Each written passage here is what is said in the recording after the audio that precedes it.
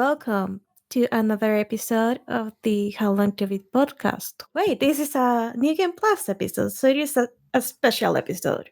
It is. Today, we're pretty much throwing the entire structure out of the window and just discussing our top 10 games in this shorter, or hopefully shorter episode. We'll see. We were pretty much talking about like, hey, what can we record for these shorter episodes, or which topics do we think like would take either too much or too little time from our regular episode? And this time around, we decided to rank our favorite, not best, favorite people, favorite games of all time. Mm-hmm. And I think as well, because each week we kind of talk about what we've been playing, but often our favorites we haven't played for a long time maybe, or we don't play very often, but they're still our favorites, and why not have an excuse to talk about them anyway? So, yeah. Yeah, very much. We wanted to blab about them. So yeah, why don't you start number 10? Awesome. So number 10 for me is Assassin's Creed, the very first one, which started my love of the series. I've played every single Assassin's Creed game that's ever been released. Well, that I've had access to. I have to put that caveat in because I think there was like a 3DS one or something that I haven't played. But I could be wrong. But I feel like that's the thing. I'm gonna check real quick. But I've played all the mainline ones. I've played the 2D side-scroller ones. I've played the ports of the mobile only or Vita games that came out. But the first game, though, I still think is perhaps one of the best in the entire series. And it is old, it is dated, it is kind of limited in features and technology. But at the time when it came out, it was like a launch title for PS3. It was one of the first games I ever played on PS3 when I got my brand new shiny PS3. And it just was amazing. And I love the tone of it. It's a lot darker than a lot of the other games that followed up. And it's more that they're not trying so hard to make it like write in too much comedy or anything. It's actually quite a very serious kind of dark take on the story. And I really like it. I like the format. It's very much the traditional Assassin's Creed format of locate a target, find out all about them. Over here, people are talking about things that will give you clues until you eventually find them. And then you have to kind of, in the front of everybody, you got to kind of sneak in and get in so you can kill them and then run away and disappear into the city. And yeah, it's lots of fun. But yeah, that's my number 10. I haven't played this one, but my boyfriend has, and he pretty much like streamed the whole game to me. And it looked like a lot of fun. Not gonna lie. Also, I like the amount of shenanigans you still can get into, despite the game being unlimited in some regards. Plus, the ways you can like blend into the crowd, there's a lot of ways, and it's just so much fun and dumb at some points. Yeah, and that's kind of like most of the systems in the first game, they've improved since the first game. Like, I'm not going to pretend like they haven't. Because like the combat in the first game is pretty basic. You just counter everything that gets thrown at you. And no matter how many enemies you're facing, they all attack you one at a time. Like they're lining up in a queue. And other things like the parkour kind of stuff, running over buildings and stuff, they've simplified it in kind of nice ways in more later games. But then there's things like, well, the assassinations themselves, I think, are much better in the early games because they do this thing where, like, you kill your target, but then you have a moment of almost like a surreal kind of out-of-body moment where you discuss the reality of the situation with your target and you have a conversation with them. And it kind of backs up the whole premise of the series, which is that these so-called villains believe that they're doing the right thing and the honorable thing and the good thing, which, you know, all good villains do. But when you kill them and you talk to them and you go, you evil bastard, I've got you now. And they're like, I'm not evil. I'm doing my best to make this happen and help the people in the way that I think I need to. It's just opposite to the way you think I need to. And that whole, commentary, I think, is really cool. So yeah, that's why I replay Assassin's Creed regularly, like every few years or so I'll give it another go. and I'll enjoy it just as much as I did the previous time. So easy number 10 for me. My number 10, on the other hand, is a radically different game, which is The Mm-hmm. Liar Princess and the Blind Prince. And this is probably like the one with the either like simplest or lightest tone overall Mm-hmm. in this list, for me at the very least. And what I love about the game, well, besides the beautiful, beautiful artwork and music and how adorable it looks like you're in a storybook, and I love it. Is that they take a very simple premise that is not unlike like the Little Mermaid premise in the sense of okay, so there's this wolf singing every night in this cliff, and this little prince kind of like becomes enchanted by this voice, so he goes every night and gives a round of applause to the wolf. Things happen. The prince decides to try to see who's the one singing. The wolf gets scared and pretty much scratches his eyes out. And then it becomes an adventure where the wolf um, asks for the witch of the forest for help, and she gives her singing voice in exchange for a human form, so she can like swap between being human and a wolf. Mm-hmm. Um, so she has to bring the prince to the forest, and hopefully keep her secret of her being the actually who harmed him, and try to ask the witch for the prince to be able to see again. That's the whole premise of the game, pretty much. And Nice. it is a very simple plot, very story like fairy tale like. Uh, but in the format of this game, in my opinion, it just works. I love to meet like all the different little creatures that are in the game, and even though like the puzzles are pretty much like simple, they still they still have like the hardest level you can actually skip, but I chose not to because what's fun in that. But you have to take into account both the prince and princess abilities to pretty much get through the end of the game. And it's a very bittersweet story, and I love it to bits. And um, I forgot what was I gonna say about that. Was like the thing was that was supposed to do the honing on the whole. I love this game so much, kind of thing. This is like a platformer, isn't it? Yeah, it is a puzzle platformer. So you have to navigate like this 2D plane on a Mm. side-scrolling manner, and you cannot let the prince fall from too high of an altitude, and the princess can only take his hand in her human form, but she is equally frail in that form. Right. Okay.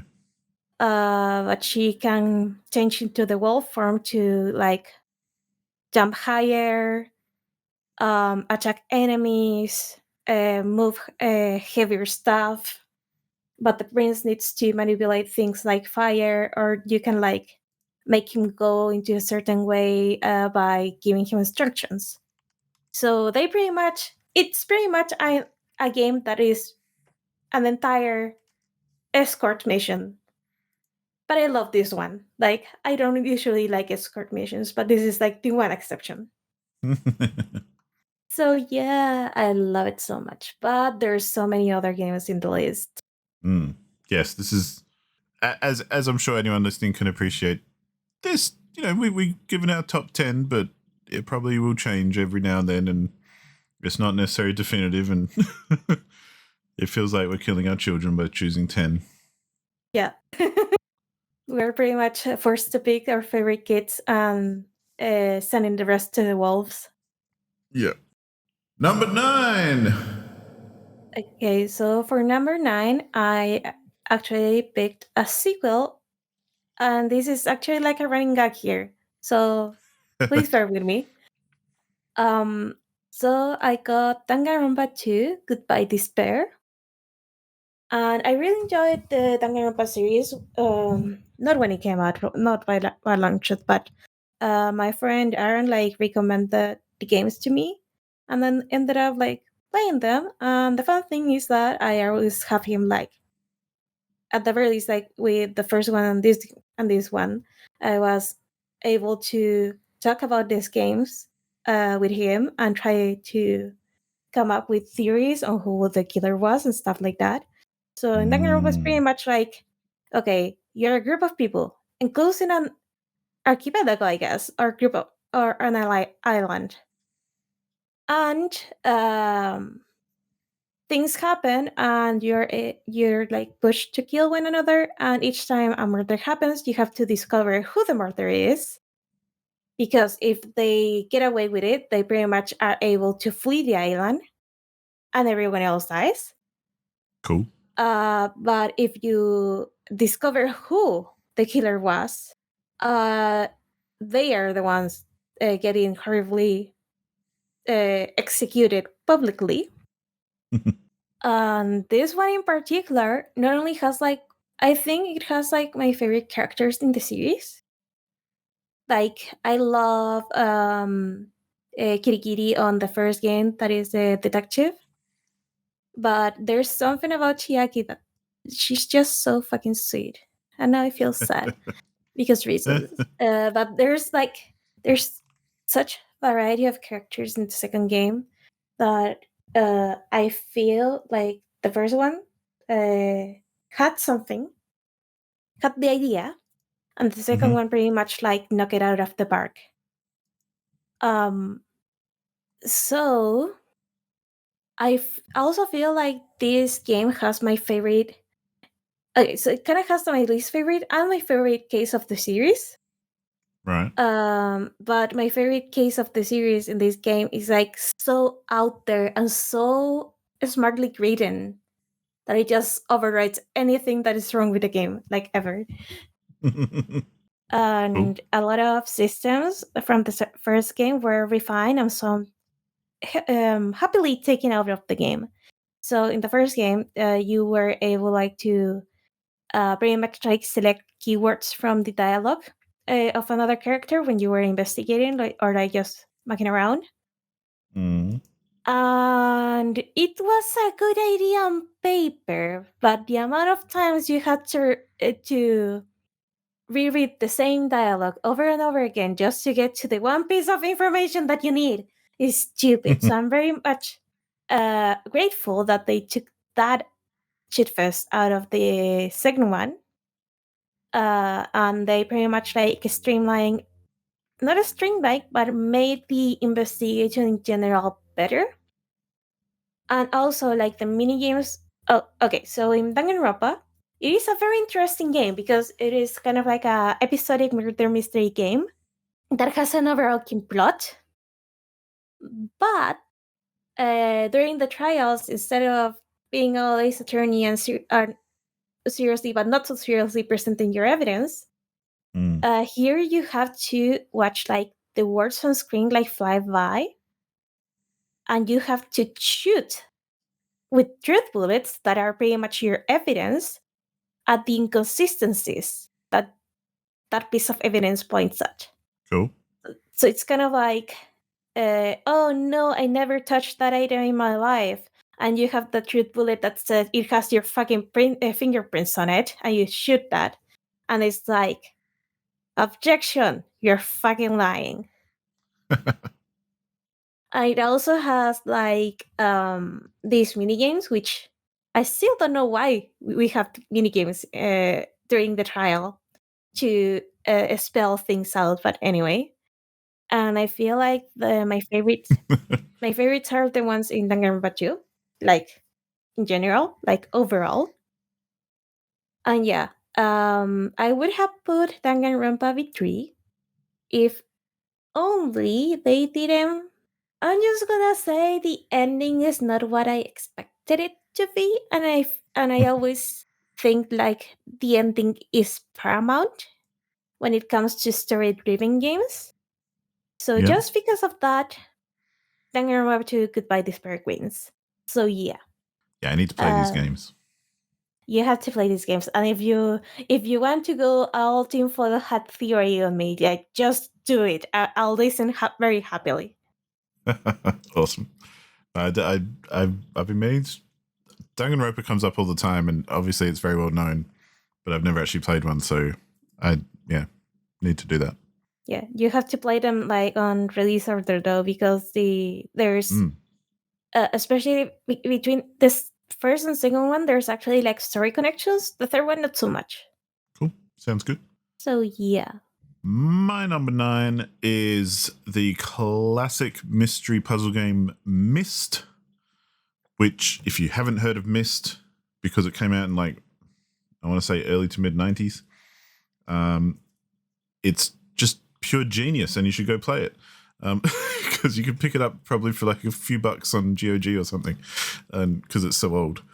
But Myst was the kind of game that it was made by a company called Cyan Worlds, who, this was before 3D gaming was like a big thing, before we had 3D graphics cards or anything like that. So any kind of 3D environments and stuff were all pre-rendered, which basically means they made the environments and everything in a 3D modeling program, rendered them over probably months, because that's how long it took, and then just basically made still images of different angles of the scene kind of thing. And when you explored the scene, you basically were clicking through those still images. Your game was not rendering anything, or not, you weren't actually rendered in the world. There have been new versions since where people have remade the game and basically made it with modern technology, because it was way ahead of its time as far as using all that 3D environment stuff and having like 3D space to explore. And so that's why it kind of has been remastered a lot. I think there's about 3 or 4 different versions of this game since it came out. Really? Yeah. Because I know there's Myst, there's Real Myst, which I think is a newer version, but still with the same old controls and visuals. I think there's Myst Masterpiece Edition, which is, again, a faithful kind of remaster, like up-resed, but otherwise the same. Or maybe Real Myst is the 3D one. But there's one as well where you can move around as if it's a modern game in the 3D space, like they've remodeled the world, and you can actually just move around within the space instead of clicking through pictures kind of thing. So, yeah. But it's very story heavy, and it's very much about solving puzzles. The whole thing is about solving puzzles. There's really nothing else to it. But part of solving the puzzles is exploring the places you're in to find how they're the weird and wacky and often surreal kind of mechanisms and things of the place you're in, how it all works. Because the premise is that in the world of Myst, there's these people who can, quote unquote, write worlds, as in write them as in they're writing a book. So they have these things called linking books, which basically have a panel on the front which shows an image of a world that someone has written, and the book is their writings of that world. And it's basically like the makeup of the world, like what it is, what the physics are like, what the weather's like, everything. And then you can basically teleport to that world through this linking book. But that's the only way to get in and out of worlds is through linking books. So if you don't have a book to get back home, you get stuck wherever you are. Oh, until someone comes through with a book to link you back home again. Yeah. So yeah, that's kind of the story premise. So one of the first things you find out when you start Myst, because you just kind of start it on an island and you're left to explore, is there are these 2 books in a room, and when you look at them, but each one has it. One of them's red, one of them's blue, and each one has a character trapped within it who is pleading with you to find pages for their book so that they can escape. And as you then explore the island that you're on, and you find books, and you end up going to other worlds and things, and they're usually fairly small kind of maps, but you go to other worlds where they're weird and wonderful. Like one of the worlds is purely in the treetops of this ginormous forest, and it's all these like walkways and stuff with water pipes and stuff connecting things, and you've got to solve puzzles with the water and that kind of stuff. Another one is on an island where the entire island kind of rotates on a big kind of platform. And so by rotating it and doing stuff, you reveal different parts of the island and you can access different areas and that sort of thing. And as you go around, you collect these blue and red pages. And as you kind of visit different worlds, you find a lot of lore and everything about these two characters. And it turns out that they're brothers who ultimately have different ideas about how to use this kind of power of creating worlds and stuff. And their father is another character who you do eventually kind of find out more about and meet. But he is basically like one of the main guys who started this whole creating worlds thing. And part of the controversy is that when you create worlds and stuff, you also create inhabitants. And if you're not a nice guy, you could perhaps like the power could go to your head and you could have all these slaves and everything working for you. And you could perhaps mine these worlds for resources and riches and things to then take back to your own world.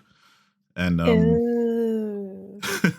so the whole time that you're playing this game and you're solving these puzzles, you're finding these pages, you're taking them back to these books where the guys are trapped, and they're constantly feeding you though information about each other as well. Like, oh, don't trust the dude in the red book because he's evil. Help me out instead. Or like the red guy's like, don't trust the dude in the blue book. He's evil. Help me out instead. And so you work your way through, and I don't want to spoil the story for anyone who hasn't, played this 30-year-old game, but it's just bloody brilliant. Like, it's a cool story. The puzzles are actually challenging, like, without being totally stupid. Like, you can figure them out, but they do take a bit of thought. Even some writing stuff down on a pad and that kind of stuff. It's those sorts of puzzles where it's really satisfying to solve because it's not just arbitrary crap, basically. And the story is intrinsic to it all. And I loved it so much that I played all the sequels. Well, most of them. I think I still haven't played the 5th sequel, which is more recent. But I plan to, but I really want to spend the time with it. But I also read the books because I was that interested in the story. I had books. Yeah, there's a series of novels which give you basically more lore on the whole thing. And, I read those when I was a kid and loved every one of them. They might not be great books, I don't know, but if you're a fan of Myst, you're probably going to like them. But this is a game that basically, even though it's my ninth because I don't necessarily replay it that much as I respect it and think it's a total masterpiece. And I think every gamer worth their salt should play Myst at one time or another. And, otherwise you're not a gamer. Kind of. Because it's so good and it's so unique, and it was so ahead of its time as well as the main thing. And there are so many games that have copied it since. And yeah, Myst is a solid number 9 for me. Number 8. So I'm going to go from one that I think everyone should play to another one that no one wants to play. And or everyone who did play it kind of hated it at the time, which for me, I love it and I replay it regularly, is Far Cry 2, the second Far Cry game. And people didn't like it when it came out, and it's still kind of like the black sheep of the Far Cry series, I think, because it's quite different to every other Far Cry game. So the first Far Cry game made a big splash because it was like super duper amazing graphics and technology for the time. Like, it was basically a regular kind of first person shooter, but it was that game like, oh, your computer can play Far Cry? Oh, wow. Like, it must be a good computer. Kind of like Crysis or that sort of stuff. But Far Cry 2 was just, after the first Far Cry had like supernatural elements and stuff in it, like there were monsters and things eventually, not spoiling too much, but about halfway through you hit like monsters, which takes it out of the whole realism kind of realm. Far Cry 2 stuck really closely to the whole Heart of Darkness type of story, which, if anyone knows, it's kind of like an Apocalypse Now or Heart of Darkness, literally the book, classic story where someone ventures into a foreign land to try and find a colleague or an ally who's gone rogue in that land. and you're trying to either kill them or get them out or do something, but you're trying to connect with them anyway. And that I really like that kind of story trope for starters. And so in this game, you rock up in this seemingly kind of African country. I know Africa's a big place with lots of countries, but it's definitely got an African kind of continent feel. And it's that kind of environment too. Like it's very kind of bushland, kind of Kalahari feeling kind of area. You also start off and you have malaria. So part of what you have to do while you're there is constantly take malaria pills. Otherwise you get sick and you pass out and like bad things happen. So it's like, as well as taking care of your health and your ammunition and everything, you've got to take care of your malaria. So that's another resource as well that you're trying to acquire as you go. But there's also kind of like a civil war going on as well in this area. Like it's very much not welcoming to outsiders because there's like two militias who are fighting for control of the region. However, you're chasing a guy called the Jackal, who's like an arms dealer, who's a Westerner who's come in to like sell weapons and things. Mm-hmm. And you're going in to kind of chase him and take him out essentially because he's destabilizing the region. But it's that whole story is the deeper you get into it and the deeper you get into the culture and the politics of the area and all that kind of thing, you kind of start questioning whether like he is doing something wrong or if he's actually doing something right. And, it becomes a bit more ambiguous about whether you should take him out or not, or who you should side with, or that kind of thing. But that's just the story. The mechanics of the game is very much, it's Far Cry, it's like first-person shooter. But this game had something that I loved that other Far Cry games kind of kept but didn't really focus on very much after it, which is basically natural fire spreading kind of system. Because it's, dry bushland and everything where there might be a lot of grasses and stuff, but it's really dry.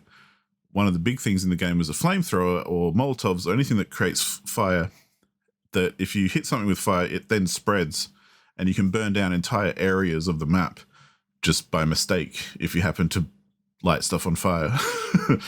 And so, that can be a really good way to attack an enemy camp because you can just basically start a fire and let it burn through the entire camp if you want, if you're feeling patient. But it's also a good way to kind of mess up your own plans as well because you might be infiltrating somewhere and then start a fire by mistake and go, oh crap, because everything starts burning and you've got to kind of outrun the fire then. So it's this whole thing. Kind of difficult to infiltrate a building to find something if it's burning. Yeah. But that was like one of the main features. One of the things that people didn't like about it was, and I kind of agree, it started the whole thing that Far Cry now do all the time of there being like enemy bases at regular kind of intervals around the map. And you go through that cycle of conquering the enemy base and then you go away and about a day later in game, it gets repopulated. So you conquer it again. And then you go away and about a day or two later in game, it gets repopulated and you just, it gets repetitive in that sense. But that's only if you try and like take out every base. And after a while, you just kind of, as you're crisscrossing around the map, if you've already kind of defeated a base and like looted all its treasure and stuff, you might as well just drive straight through and give the finger to everyone as you go by. Maybe like chuck a Molotov out the back so that they start burning, but you're taking off doing whatever you're doing. And yeah, it's the thing I really like about Far Cry 2 though is the whole tone of the game because it's got that kind of dark tone. It's almost like Assassin's Creed in that sense. Like it's not trying to put any comedy into it at all, even though there are entertaining parts and that sort of thing to the story and entertaining characters. Unlike later games in Far Cry series, it's not trying to make jokes or anything or trying to be like, hey, aren't we a fun game? It's kind of a bit serious and has a bit of a dark tone where this is like not a nice place to be and there are serious things happening here and, these militias are not nice people. They're actually killing civilians and stuff. And, this is not a light-hearted kind of environment. So, yeah, that's kind of why I like Far Cry 2. And again, it's a game I replay often, even though these days it's of that age that it's kind of a bit hard to get running every time I try and play it on PC. But if anyone's remotely interested in Far Cry but has never played Far Cry 2, I would definitely recommend playing Far Cry 2 because in my mind, it's the best one in the series, having played all of them. So that's my number 8. My number 8 is Warcraft 3. Not Reforged, like the original Reign of Chaos and Defense and Throne. Mm-hmm.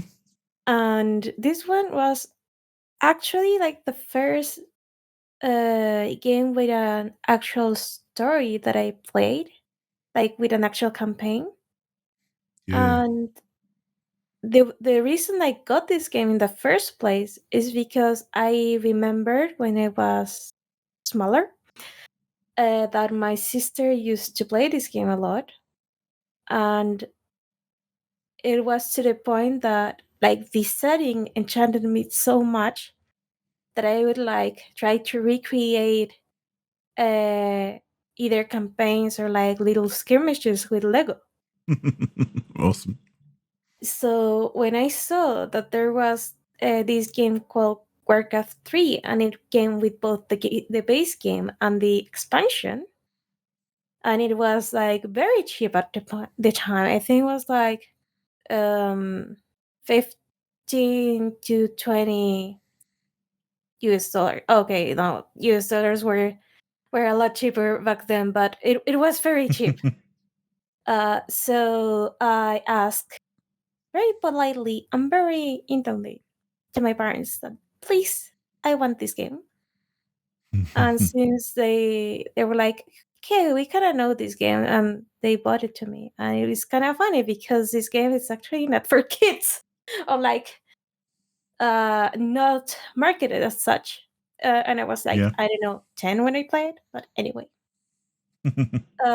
Again, this is like the first game with an actual campaign that I played, and it took me a while to get through it because again, I wasn't like good or like um educated on what an RTS is.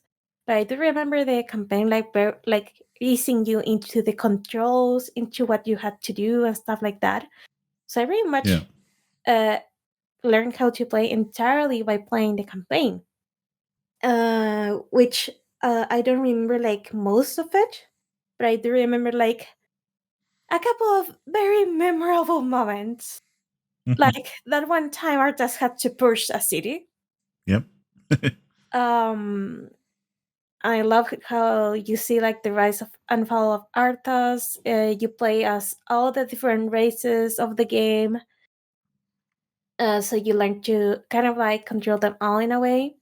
But also you Mm. see like the different reasonings the different races have to participate in this war, which is kind of nice. And also in the previous game, Warcraft 2, I think the subtitle was like orcs and humans or something like that, or orcs versus humans, if I remember correctly.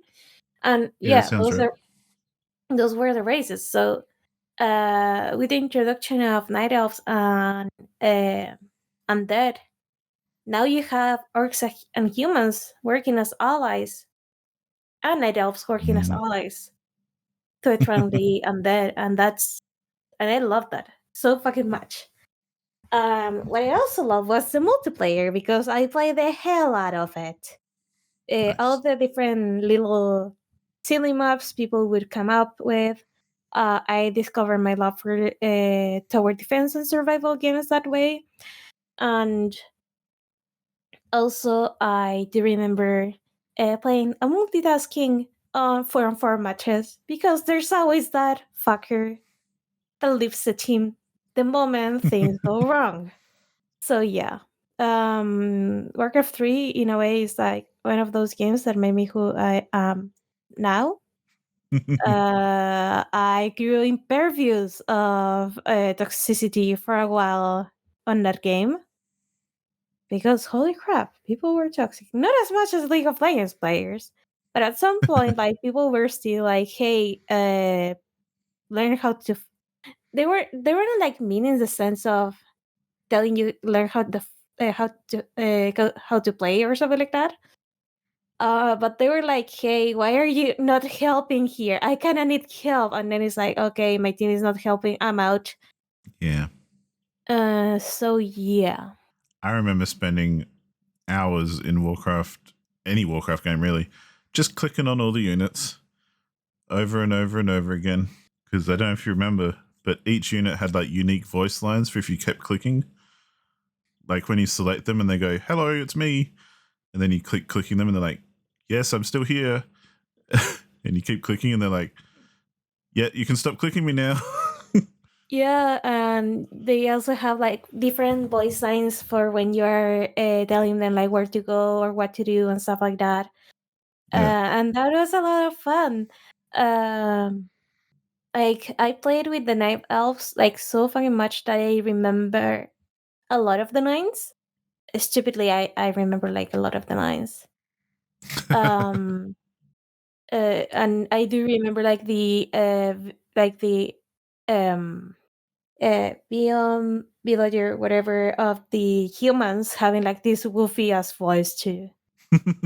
Well, I mean, when I started playing World of Warcraft, that was one of the first things I did was I went up to NPCs and just started clicking on them repeatedly. And to their credit, they kept the same thing in World of Warcraft too. Like if you kept clicking on NPCs, they'd get annoyed at you and start like saying stuff to you like, "Stop clicking me, leave me alone, go away." I'm gonna have to try that one out because I don't remember doing that, like clicking them like so many times that they actually get annoyed at you.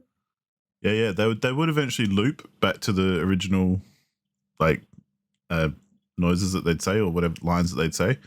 But if you kept clicking them for long enough, they would kind of get annoyed and be like, you know, "Leave me alone" or whatever. Or like the knights would be like, this is not very gentlemanly or whatever, you know. They'd have unique lines for each unit. And that was like to me one of the best things ever. But yeah, I'm there's probably a gonna have video on YouTube or something of it, I think. maybe I'm just looking for that one. Number 7. Okay, from a very war focused game to a game more centered around people and the um, feeling of acceptance in a way. My number 7 is Persona 4 Golden. And please, people, leave your pitchforks at home. This game is good. I just love other games more. Hey, it's not even on my list, so you know, whatever. Yeah. The thing about Persona is that is I guess Persona was kind of like my proper introduction to RPGs. Pokemon doesn't count to like classical turn-based RPGs.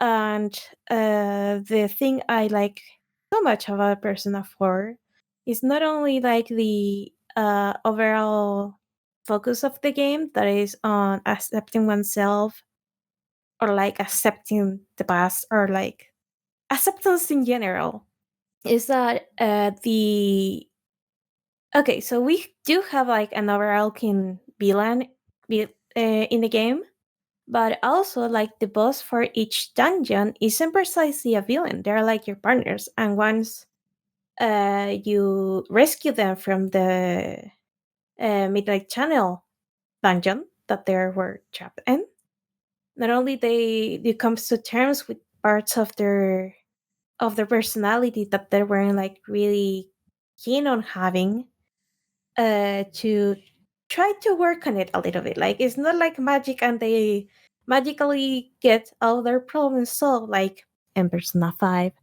Um, but they try to do their best to work together. Um so everyone knows I throw shade to Persona 5 at every turn I'm able to. And that is not different today. So the thing that Nice. bothers me about Persona 5 is that it's like their shovels weren't a thing in the first place, like during the dungeons. But also, um, there's something about the theme of the game that just doesn't vibe with me. Maybe I'm too old. Who knows? Whatever. I'm gonna be the grumpy lady here, like telling kids to get off my lawn. But anyway, What I like about Persona 4 Golden is that you have people challenging your ideals as a protagonist. There's a moment where you pretty much get into a fist fight with the best friend character too, Nice. which and each character does contribute in a way to the overarching plot. So in Persona 4, there's this series of murders that this group of teenagers discover it's because there's a world beyond the TV, what they call the Midnight Channel, and they pretty much have to go there and rescue people uh, from their pretty much demise. So as soon as the rain stops, time's up. That person is dead. So you have a time limit on when can you finish a certain dungeon. Um, so you have to be careful about that. And each dungeon is themed around either something the characters haven't come to terms with, or like it's more like something that has been warped in a way by people looking at them, but it does have like its roots on something about that character's personality, and it's because of that clashing vision between what they should be or and what they actually are that they are like able to accept themselves quite yet. And the other trope that I absolutely love that is in this game is the new found family trope. Like it's like they all got their backs, like each other's backs. But Mm-hmm. actually, if you need someone to stop you from doing something stupid, they are the ones that are gonna stop you. Like the characters feel real, even like um the other supporting characters that you can talk to are very well written, and I love them so much. And overall, between the balancing of the actual dungeon crawling and the fight, and the overall story, I think this is like my favorite. I played both Persona 4 Golden and the original Persona 4. I love them interchangeably. Like, uh, so yeah, I absolutely love them to bits. Nice. My number 7 is the multiplayer game Tribes 2, which unfortunately, if you want to play now, you pretty much can't because it's Oh, all over. But yeah. again, this is another game that was way ahead of its time when it came out. It came out around the time of when people were playing like Counter-Strike and original Team Fortress or like Half-Life multiplayer, that kind of thing.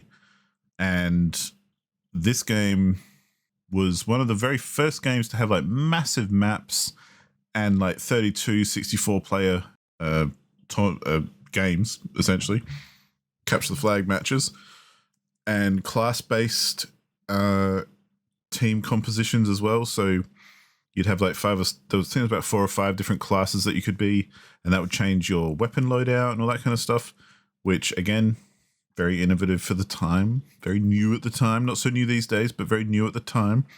And part of the feature which is central to any Tribes game, even the newer ones that they've tried to remake and kind of revitalize the series, is this whole idea of momentum. Because in part of the game engine and everything, your movement and speed and everything contributed to how you not only moved around the map but impacted other players. Like sometimes if you chose a large class who had more mass and you built up enough speed and everything, you could literally like smack into smaller dudes and kill them that way by just running into them, like hitting them like a truck. Oh. Or you could shoot them and, whatever. But part of the fun, especially in other versions as well, that they've added other features and things, is playing like different characters of different sizes because you have different abilities, but also different flaws. So most of the time it's always capture the flag because that's how the game rolls. But you have these real kind of weak scout characters at one end of the spectrum who are super fast and can really get in and out really quick. So they're really good for like zooming in, grabbing the flag and buggering off and heading back home. but you kind of need to support them with some more mid-range kind of characters who have a bit more armor, perhaps have a better weapon, that sort of thing, to try and keep the enemy off this super fast character, because these guys are so weak and everything that, you know, if they even just hit the wrong kind of character or run into them, they could be toast. Oh. And but then you've got your big like juggernaut characters who are, you know, the massive heavy dudes who are just covered in armor, and their whole thing is being really weighty and having heaps of mass. So they're the kind of guys who defend, but also try to kind of bombard the enemy base as well, because they have like big mortar cannons and things for their weapons, like just huge weaponry. But part of their job is to basically just stand there as a barrier, because if a little guy runs into them, they're toast. So, so there's this whole method in tribes in the series where you get someone to stand on the flag, where literally the flag kind of clips into their body, but they're a big tough guy. So if a little guy comes in to try and take the flag, first of all, the other people have to kind of scare the tough guy off. Otherwise, the little guy's just going to like run into him and we'll lose that fight pretty much every time. Yeah. But just, yeah, the scale of the game, it was just like, at the time, it had the biggest maps. Like you had to take a couple of minutes to just travel across the map, rather than just like in Counter-Strike, you go around the corner and you're already on the other side of the map. But, you know, those other games had different focuses like tactics and things, whereas Tribes 2 did have tactics and everything, but it was very much about the whole flow of the game and the whole momentum and everything. And there's even a mechanic where if you're going downhill, you can kind of do what they call skiing, where you kind of, every character's got like jetpacks and stuff, so you can kind of half hover down the hill, and that's how you build up a lot of speed. So you kind of like ski down the hill to build up speed, and then you kind of like give yourself a boost to go uphill, and that momentum kind of carries you up and over the hill, and then you gain more as you go down the other side, and you know, so on and so forth. And yeah, Tribes is great. I don't think I've ever played any other multiplayer game as much as I've played Tribes 2, which is why it even gets in here, because I don't play that many multiplayer games in the first place. So yeah, hopefully the new one that they're making will be good. Hopefully. Number 6. So number 6 for me is probably the newest game on my entire list, because it's not that old at all, and it is Control. And I don't really want to say much more about it because it's amazing, but but if you see for the rest of my list and everything, you might figure out why I like Control, because Control is a Remedy game, if I remember correctly, and that developer I absolutely adore. But there's so much going right in Control. It's like, story-wise, it's a mix between like X-Files and like Twin Peaks kind of weirdness and mystery and sci-fi kind of elements. But then gameplay-wise, it's like kind of Max Payne meets, I don't know, non-Max Payne. But it's just got that vibe, and it's just, the combat is really fun. The weapons are fun. The whole map and everything. You're basically, for anyone who doesn't know, you play a character who is in this place called the Oldest House, I think it's called, if I remember correctly. And it's like this facility where they hold and analyze and experiment on anomalous kind of objects and things. And so it could be anything. It could be like a stereo, but they found this like stereo in this house maybe, and they realized that this stereo is actually making everything around it disappear, or every person kind of disappears who listens to it. So they've got it in their facility in a safe kind of place, but they're doing experiments to find out what's going on. Or like, you know, it could be anything. They're just any kind of objects and things that kind of act weird or have a kind of odd, mysterious effect on the real world. And so this place is like ground zero for analyzing that stuff and everything. Reminds me a bit of the whole SCP thing as well, like where there's just anomalous stuff in the world, and this is kind of, some of it's kind of hostile, some of it's not, but they kind of study it and try to get it under control or try to neutralize it or that sort of thing. And basically, you end up playing this character who goes in when the whole place is in lockdown because shit's hit the fan, and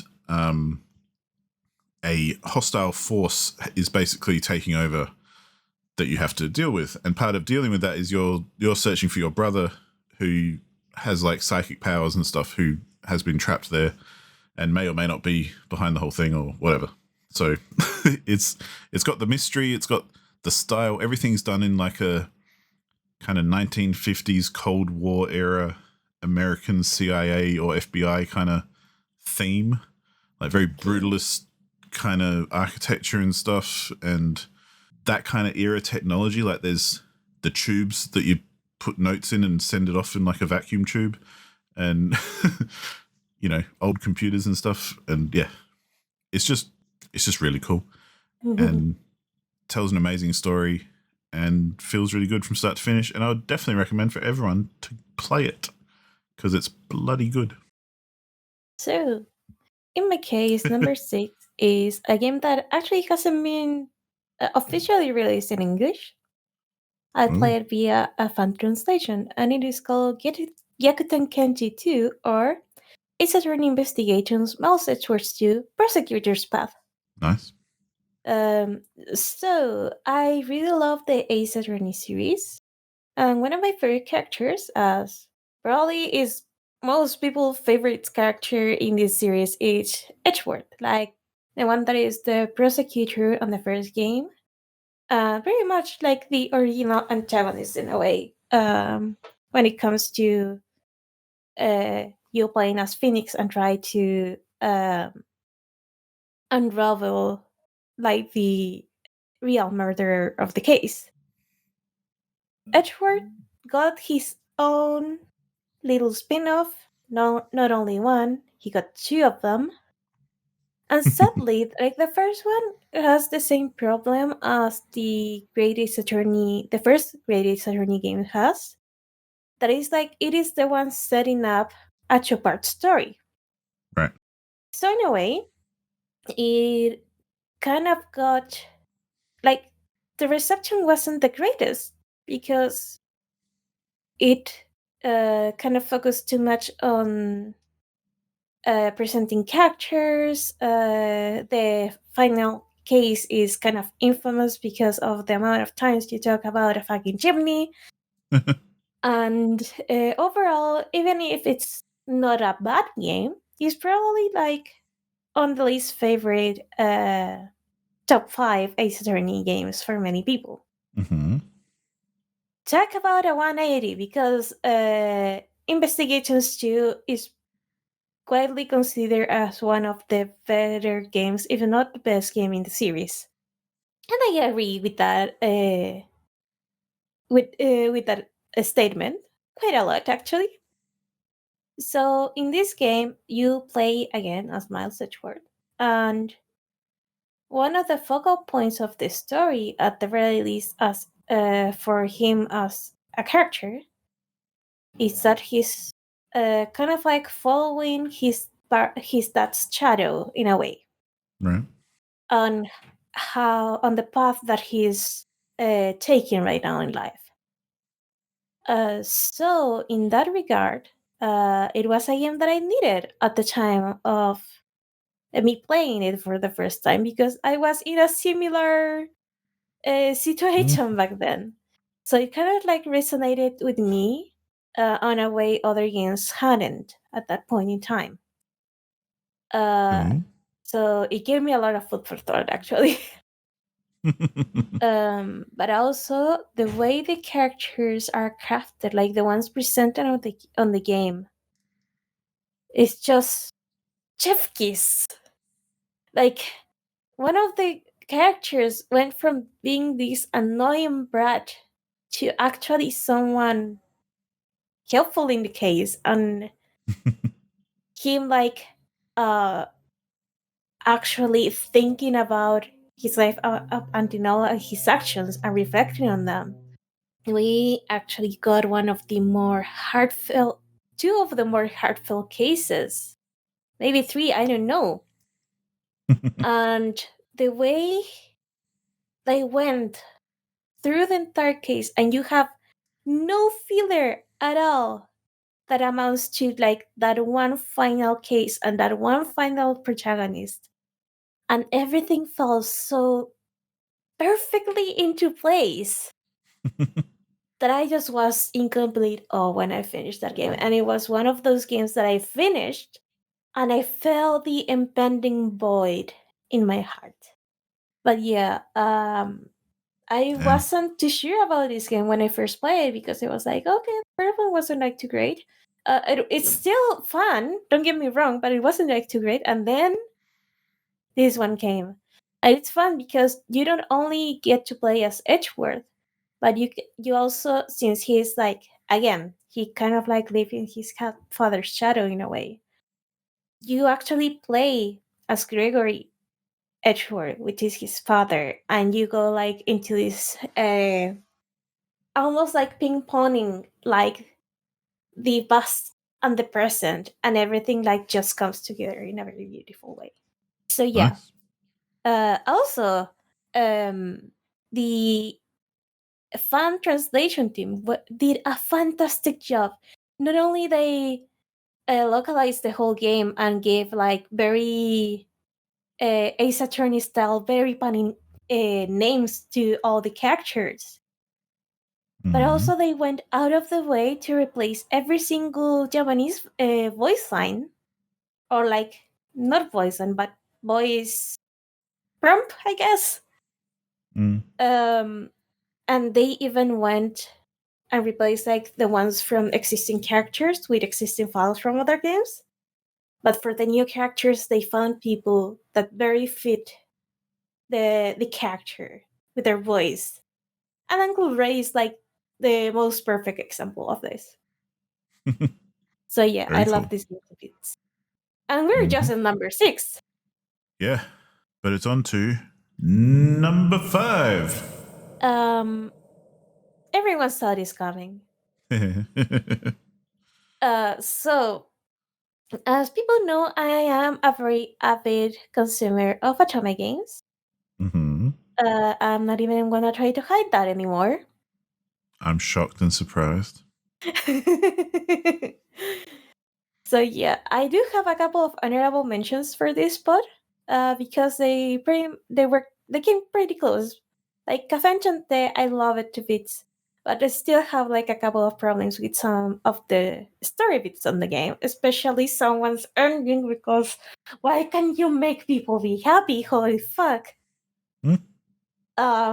But also Radiant Tail, which it's a newcomer in this top 10 because I just played last year and I love it. But the one and only that will always be in my heart and I can always replay whenever I feel like is called Realized Guardian of Rebirth. Not only they do a interesting spin on what an amnesiac character looks like, uh, which is our protagonist Cardia Beckford. Bless her with all my heart. I love her so much. But also you have like the extra either like steampunk stuff, fantasy science stuff, and more stuff. So Cardia has like this kind of like poisonous or acidic body where everything she touches breaches in a very Hmm. literal way. Like she literally melts away anything she touches with her bare skin. So most of the time she has to wear like these special anti-acidic clothes, I guess. So she won't harm people around her. And she is on a quest to find her father, Isaac Beckford, which not only was kind of like a very uh, important character, like in this game's lore, in this universe lore, in the sense of he Yeah. invented like the steam engine, Neo Steam engine, and made many inventions that make uh, life easier for many people. He's pretty much the reason why still London is still London. Like it used to be just London, but now it's filled with machinery invented by him. This character pretty much went out of the picture and haven't appeared in a while. No one has seen him. So a Guardian company go to find him because everyone has like a different reason for it. Like one of them really wants to go to okay, so one of the characters, Impy, is actually trying to find an item that he lost, like an invention that he had and someone took it from him.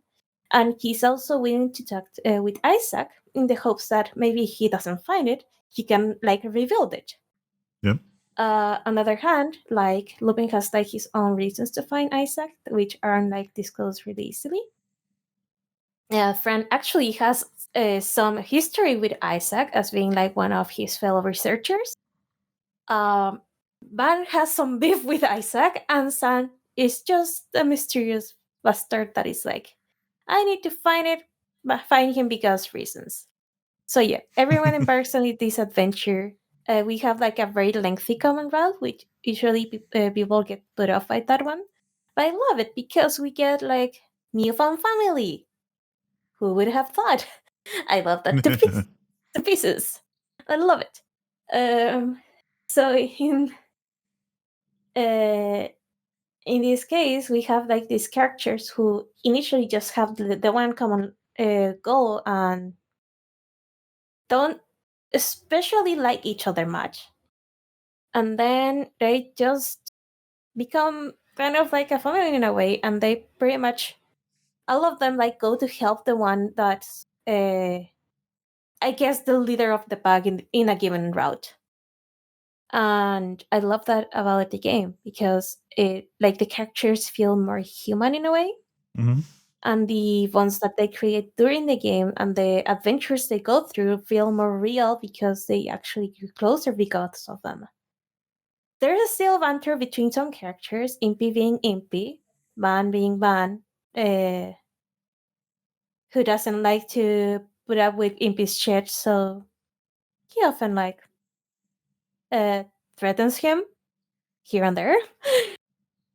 But I like that everyone character has like a specific role in the team, like one being a thief, one being our hero, uh, one being a scientist, one having the political power to make things happen, and one being an inventor. So everyone has the role to feel in this story, and I love that Cardia like kind of like starts to get molded in a way by the people she spends the most time with.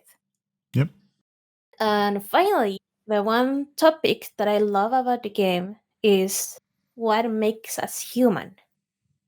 The game goes through great length on both questioning the player and questioning the characters on what makes a human human. Like, is it the fact that they are born human? Is it the fact that their actions are what you classify as human? It is a person who has gone like so far as to harm other humans, no longer human but a monster. What a monster is, and stuff like that. So in that regard, it gets like very reflective in a way, and I'm gonna sound like a broken record, but I love that. So yeah, Nice and that's philosophical. yeah. Oh, sounds good. hmm Cool. My number 5 is Kane and Lynch Dead Man, which is a bit of a controversial pick. I may have more to say about it in another NG Plus coming up in sometime in the future, so stay tuned for that one. But Kane and Lynch Dead Man is, in my mind, one of the best games ever made, even though it got heavily criticized at the time. And if you Google it at the moment and look at like the Steam forums and stuff, you'll find plenty of people arguing why it's the worst game ever made. But to put it briefly, it's you can play single player or co-op. It's about these two characters called Kane and Lynch. The very opening scene is you getting broken out of jail. So there's this huge gunfight and this huge, it's a very violent game. You kill lots of people, and you basically you play canonically. You play as the character Lynch in the first game, and he plays Kane canonically in the second game. Hi everyone, editing Josh here. Just wanted to jump in and say I fucked up and I got Kane and Lynch. I got their names mixed up. So I do kind of realize it later in when I'm talking about this, but please forgive me because I keep saying Kane when I mean Lynch and Lynch when I mean Kane. So yeah, you play as Kane in the first game and Lynch is the psycho who breaks you out of jail, and you play as Lynch in the second game along with Kane who helps you out. But just wanted to throw that in there before people yell at me for being a dumbass about such a fantastic game. So on with the recording. But basically, Kane has been sent to bust you out of jail by a group of criminals called the Seven, who are like this kind of mob boss board that you've worked for in the past, and they've basically kidnapped your daughter because they want you to do something. I don't want to give away too much, but there's basically a heist involved, and you kind of were in jail because you may or may not have betrayed your old crew and taken off with the loot. And so now they've busted you out of jail to basically force you to go get the loot and give it back to them, which you may or may not do, and which may lead to other consequences and this whole violent and epic action story of revenge where your character Kane or Lynch, I always get them mixed up which one's which. No, Kane is who you play. Lynch is the fucked up guy. One of them's like, so Lynch, who comes and like gets you out of jail, he's like a bit of a loose cannon and a bit of a drug addict, and he kind of has these moments where he has kind of psychotic episodes, and so he'll just start shooting everyone for the fun of it, and you don't really have any control over that. You just have to kind of deal with the consequences. And a lot of the game you have a squad with you as well. So things that this game did, which were unique and original at the time, was they had this whole squad mechanic stuff where you could tell your allies to, like, you know, where to move, what to aim for, who to kill, that kind of stuff. The ballistics kind of modeling and everything was really good because they kind of did again what like Remedy as a company did in Max Payne and in Control and those sorts of games, where the actual bullets you fire are physical elements in the environment that have physics and travel with physics and all that kind of stuff. So that kind of, to me, is a very satisfying way of shooting guns if you're going to shoot guns. As opposed to, you know, point and click and then whatever's at the other end gets hit. Like these have travel time and they have mass and everything, and you can miss just as easily as you can hit, kind of thing. But anyway, to put it bluntly and to kind of make a long story short, I really like the story. It's intense, it's insane, it's relentlessly violent, and they don't shy away from a whole lot of kind of rough stuff. It's definitely a hard R-rated kind of game for violence, not necessarily anything else, but there's some drug use and that sort of thing, but there's not, from memory, I don't think there's much like nudity or anything in that realm. But yeah, it's just flat out action from the start to the finish, and it's just intense from the whole way through. But it also has one of my favorite levels in any kind of first-person shooter, which is a lot of people's favorite level at the time, where there's a level that basically takes place in a nightclub in Japan, and so you go in there and it's packed full of people. There's like hundreds of NPCs in this nightclub, like packing out the nightclub. And like every other level in Kane and Lynch, it ends in a gunfight. And so initially, because you basically go there to talk to a mob boss who runs the nightclub, and you know, you get into an argument and things don't go so well, so you end up leaving. But as you're leaving, people haven't figured out that shit's gone down yet, so they're still like packed in there dancing and stuff, and there's like security guards shining flashlights around looking for you. So you've got to kind of move through these hundreds of NPCs to try and get away. But then, of course, once the guns all start firing, they all panic and they all try and run away. And, you know, eventually the place empties out completely and you're just having a gunfight with enemies again. But it's just, the technology at the time was amazing that they could make that happen. Plus, it was just a really cool level from a design point of view, because you end up it's actually a level where you retrace your steps about 3 or 4 times, but you don't actually notice because the environment changes so much because of all the NPCs and everything. So anyway, I could gush about it for a long time. But it got criticized a lot because the only criticism I actually agree with was when it got released, it was a full price game, but it's only about a 4 or 5 hour game. So a lot of people got pissed off about that. And I kind of agree with them for that because, that's kind of silly. We kind of expect more these days from full price games. But it was kind of one of the very first ones to do that as well. This is before the Order 1876 or whatever it was called. And before a few other kind of big name games were released that were actually really, really short. This was one of the first ones to do it. So it was innovative in that realm as well, even if it's not a good one. But yeah, Kane and Lynch Dead Men and its sequel for that matter are brilliant games. But the first one is just so classic, and I have replayed it so many times because it's so much fun and it's just so intense and crazy. And yeah. Number 4. So go with me on this. They were all dead. The final gunshot was an exclamation mark to everything that had led to this point. I released my finger from the trigger. My finger? My finger. And then it was over. My last smoke. It's bad for the baby. But life was good. The sun setting on a sweet summer's day. The smell of freshly mowed lawns. The sounds of children playing. A house across the river on the Jersey side. A beautiful wife and a baby girl. The American dream come true. But dreams have a nasty habit of going bad when you're not looking. The sun went down with practiced bravado. Twilight crawled across the sky, laden with foreboding. I didn't like the way the show started, but they'd given me the best seat in the house, front row center.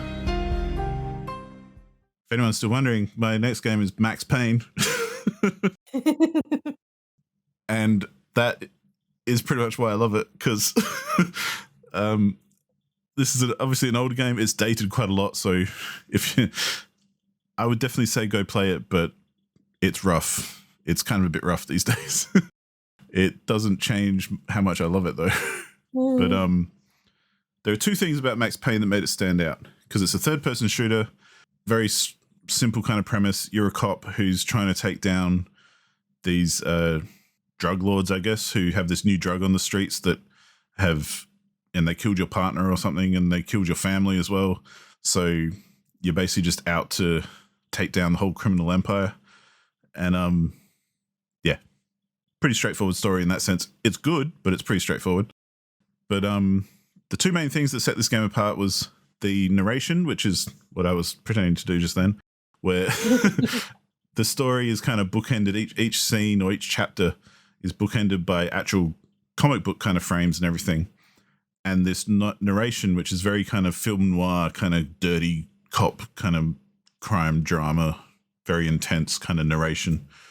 And it's really well written because it's kind of taking the piss out of itself, but it's just doing it properly as well. And it's cheesy as hell, but it's like it knows it is, and it's trying to be. And so it's really cool. But so the story in that sense is really good. But then this is the game that made bullet time a thing, essentially, because Max Payne has the ability to jump around in slow motion and shoot things, much like a John Woo film or something. But there were 2 ways that you could do this in the game. You built up a meter, which was your bullet time meter, and then you press a button, like, I can't remember what it was, like tab or something, and you go into bullet time. Basically, everything goes into slow motion while your meter kind of drips down, and you can go into a room and start shooting dudes, and it's all slow-mo, so you can kind of like position yourself properly and dodge bullets and stuff. And yeah, you just go through until your meter run out. Or, and this was the more fun way to do it, every time you dove in a direction, like you jumped forward, backwards, side to side, and you were aiming at the same time, time would slow down. So you do these like sideways jumps into a room where you've got your pistols out, and you like boom, boom, boom, boom, boom as you kind of like fly into the room, and you get these really cinematic kind of fun sequences where you're basically jumping sideways in and out of rooms the whole time and shooting dudes in slow motion. And again, this uses like ballistic modeling where the bullets are actually physical elements in the environment. So Oh. If you're shooting away in slow motion, then someone moves into the path of those bullets, they'll actually get hit. And yeah, it's just so much fun. Like Nice. so much fun. You basically spend the whole game just like this dude is insane. If you watched him in real time, it would be crazy because he's just jumping around the whole time, like diving onto the ground every 5 seconds. Because every time you do that, it goes into slow mo and you get cool action movie kind of shooting going on. But yeah, those two reasons are why this game is amazing. But it also had a really good story, and again, the whole thing was just like really gritty and dark. I think I have a theme here going where I like games that don't just make jokes and make light of things for the sake of it. Mm-hmm. Like if it is funny or if it is lighthearted or whatever, that's cool. But I like games where if they're doing the dark thing, they just kind of lean into it and they just kind of go, Yeah. "Yep, this is a shithole," and yeah, nothing about this is attractive, but that's what we're here for, kind of thing. and and that's kind of what Max Payne does as well. And there's some other kind of more surreal kind of psychotic elements to it that I think are interesting, but I'm not going to spoil in case anyone hasn't played it yet and wants to. But in a weird way as well, this, because it's by Remedy, this game and Alan Wake and Control are kind of all in the same universe. Like they all kind of tie in together eventually. What? Yeah. So you know how I was mentioning how in Control the facility that she's in kind of has objects that affect the world around them and are just weird and very sci-fi kind of things. They're like SCPs. Well, it ties directly into Alan Wake because the house and the area that Alan Wake takes place in the first game is one of those places that is under investigation by this organization that is the central premise for Control. And I think Max Payne does kind of slot in there as well as like before, back in the day kind of this universe, because it's basically adjacent even though it doesn't necessarily cross over very much. So it's kind of cool in that sense. I like that kind of stuff because it no matter how loose it may be, I like if a developer kind of ties its games together even though they're very different. But Yeah, definitely. yeah, it's just a fun thing really. It's not central to any of these games. It's just a fun little kind of Easter egg kind of nod to the fact that yeah, these are all kind of weird worlds where stuff happens and they're all kind of related to each other. So yeah, that's my number 4. My number 4 is actually like a more, well, recent one in the sense of I played this more recently than not, and that is Ghost Trick Phantom Detective. So, there's been a murder, and you're the victim, and you're trying to, as a ghost, first of all, discover who the fuck you are, what you were doing there at the time of the murder, and who the murderer was and why. So, in Ghost Trick, is actually Ghost Trick is actually made by the Ace Attorney team, so it has like more or less the same tone, though it is a very different game in the sense of, well, instead of solving cases and trying to bring someone to court and stuff like that, you are pretty much here for yourself, mostly by yourself at some point, and you have to um, discover who killed you, why, and stuff like that. So, the fun thing about Ghost Trick it is that it's a puzzle game where you can move around certain objects on the scene and you can interact with them. And if you find someone who has kicked the bucket, you can go back in time 4 minutes before they died, like their last 4 minutes of life. In that regard, you can affect the past and pretty much save their lives, and that helps you going further into the game in a way. So the puzzles overall are very smartly and well done. Um, there's one particular section that I wasn't very fond of, which is a stealth mission, pretty much. That the fact that you have to relive like these last 4 minutes before someone's dead and try to pretty much solve the puzzle in order at the right time before they kick the bucket again makes the game very fun and very challenging. And also, I love the characters. Like the Ace Attorney team always make like fantastic characters and sidekicks and stuff like that.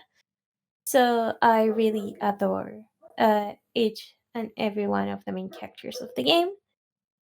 Uh, Shoutouts to Missile, which is probably one of the few dogs I actually like ever, because I actually am kind of scared of dogs in real life.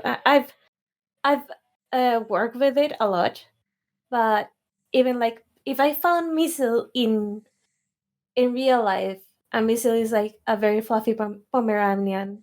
Yeah, he's a good boy. He can stay. Every Pomeranian I've ever met in real life has been violent as all hell. Oh yeah, don't even joke. Like Luffy, a friend's Pomeranian. It's a basket case. Like one time, she brought it to a party at a friend's house, and the little bastard, the first thing that he did as soon as he could, was jump into the pool.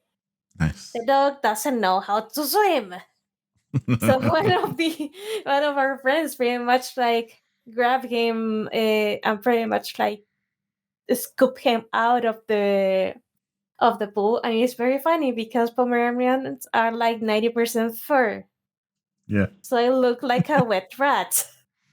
So Yep. the rest of the night, we were trying to keep an eye on the little bastard so he wouldn't jump into the pool again. And also, I don't know what's the deal with him, but that night he decided that the large trash can was his, and Mm-hmm. he's alone. So each time someone went by, or even like just opened the lid to put trash in, he was furious. Like, I don't know what his deal was. And also that the friends, like the homeowner in this case, had like an old golden retriever dog and a smaller dog, but it was very fun because like the little Pomeranian was barking at the dog, and she just barked once, and the Pomeranian went quiet.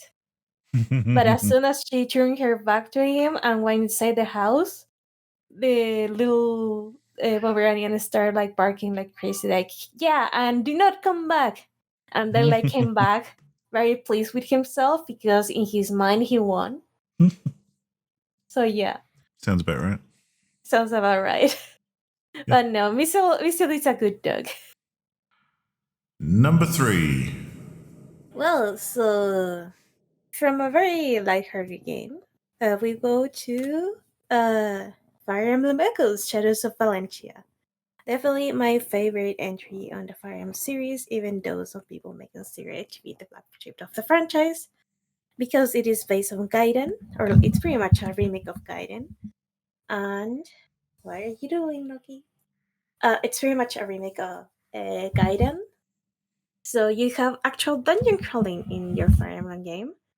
And the fun thing is that you have two main characters, which each of them has like their own story, and they're kind of like they know each other as kids, uh, Alma and Celica, that is, but they Mm-hmm. get separated, and then you pretty much play as or Celica and control their respective armies, and then eventually meet up. And I really uh, love how the characters are written. I absolutely adored the art of the game. Like there's something about the portraits that is not, it looks like more like hand painted rather than digital, even though it's still digital. and the way they remade the character designs from the original Gaiden and made them like into something more modern, and yeah, to some degree, like some of their portraits are actually like beautiful. The work that went into making the remake is just astounding. Like it's not just uh putting it in HD, but they include systems from the newer Fire Emblem games. They ramp up the art and the writing and everything. The story itself, it's really touching at some points, and even though it's one of the more difficult Fire Emblem games, despite not having the triangle, the weapon triangle, they really went all in with terrains and advantages on disadvantages on some other uh, regards. Mhm. So yeah, very good game. My third game is my favorite multiplayer game of all time, called DEF which is just the best multiplayer game ever. And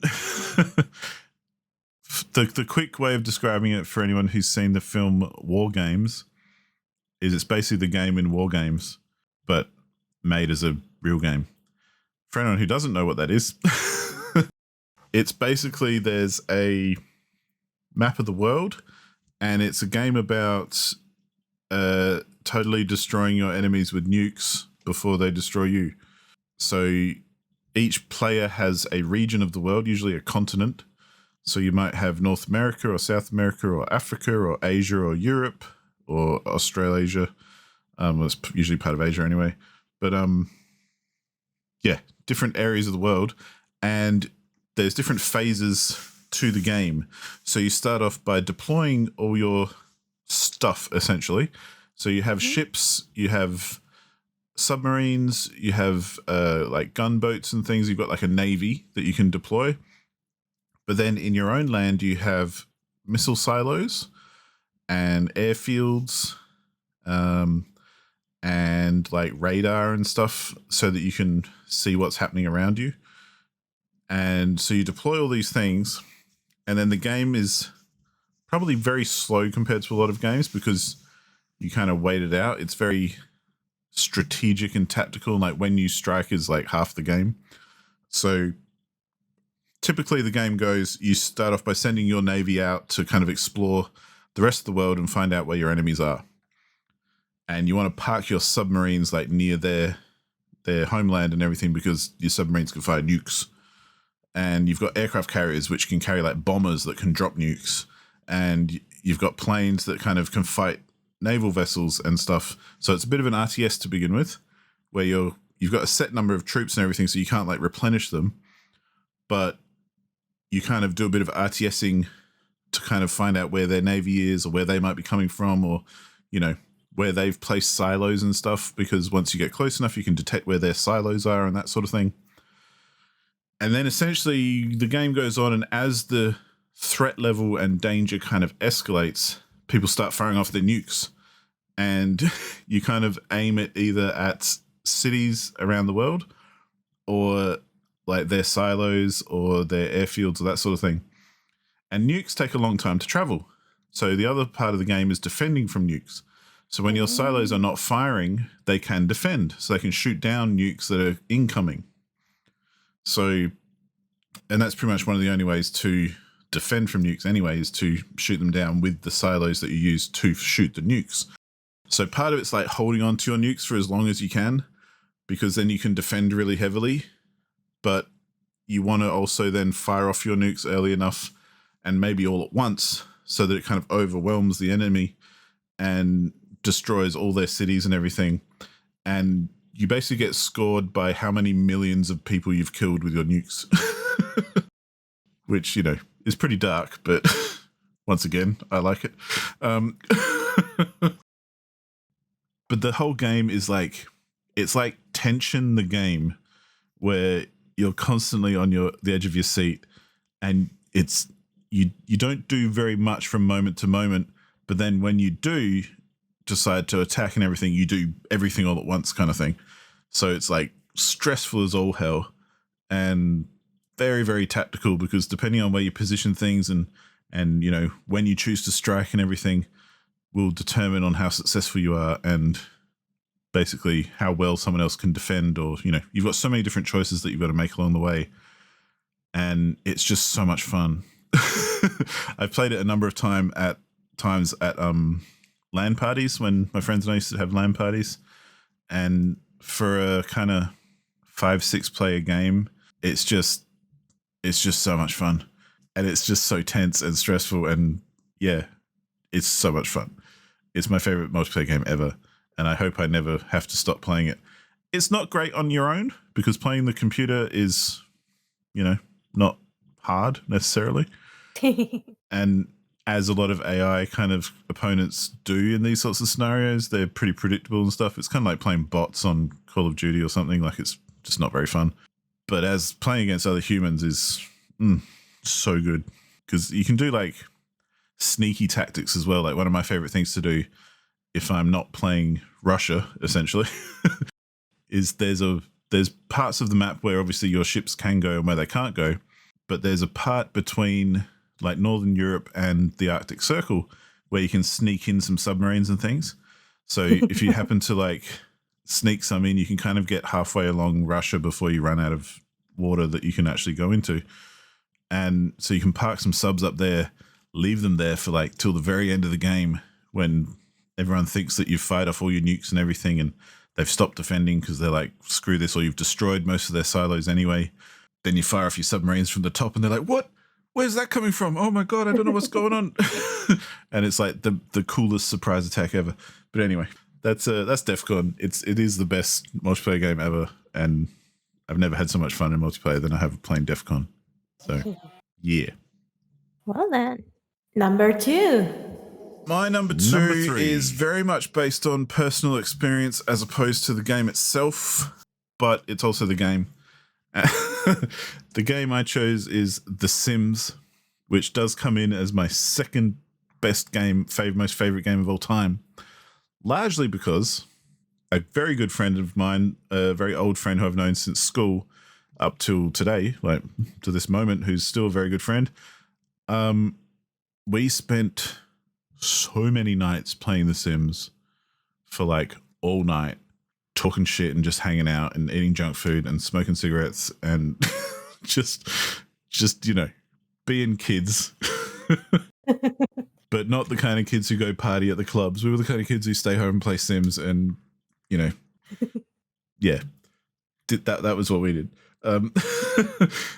Among other games and everything, but we just smashed The Sims. Like, Sims and Sims 2 really, but the first one was like our favorite, and we'd just play together and we'd create these characters and give them stories and live out their lives and kind of have these epic tales of families and dynasties and their kids and who they betrayed, and you know, Yeah. it was like this big fucking soap opera thing that we had going on, to the point to this day I have a copy of Sims 4 which I've never played. Now, here's Sims 4 ain't that great, but whatever. But I still, and I probably will do this sometime soon, maybe not long after this comes out perhaps, but I don't know. I still want to start a full-on legacy family, which in The Sims, if you're playing a legacy family, that means that you're basically not cheating or anything. You're playing a legacy and you're trying to see how far you can go by, you know, getting jobs, earning money, getting into relationships, building houses, having kids, then moving out, and then them having a house, having a job, kind of, you know, living on and on and on and on and on, and seeing how many generations you can get through before you basically fuck everything up. And in the case, that's pretty soon. Yeah, sometimes that's straight away. Sometimes it can take on a whole different path. Like, one of my favorite legacy families that I did was, I started off with this dude who basically died really quickly, but he happened to fall in love with the post woman, and she became like the head of the family, and she became the character who basically continued on that legacy, and and it just took this completely different turn. How this character died? I can't remember. I think because cool part of it as well as leaving free will on. So because when you're playing The Sims, you can turn free will off, so they basically won't do anything other than what you tell them. Yeah. But if you turn it on, they'll make their own decisions sometimes, and that means that even though they don't know how to cook, they might go into the kitchen and start cooking something. Oh, But start a fire. because they've got a cheap oven and they don't know how to use it, they'll burn the whole place down essentially. And I think that's how this guy Eh, died. Like he basically burned himself in the kitchen and died. But that was after he'd kind of started a relationship with the lady who delivered him his post. So she kind of moved in and took over. So yeah, I love The Sims because of the amount of I can't even begin to think of how many hours I put into it. But part of it is also the amount of hours I've spent hanging out with my best friend, just talking shit and playing The Sims, and other games too. But it was very much Sims focused. Um, and yeah, we just had a blast, and it was very much part of my growing up, I guess. And yeah, can't really knock it for that reason.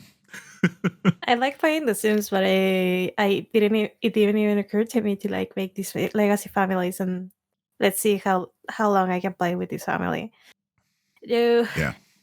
I had like situations like the Sims are like precisely really like especially starting out, so they either like break the tower and are not able to fix it, or they try to fix the PC and get electrocuted, Yep. or whoops, I was bored and took out the stairs from the pool. So well, that there goes my family.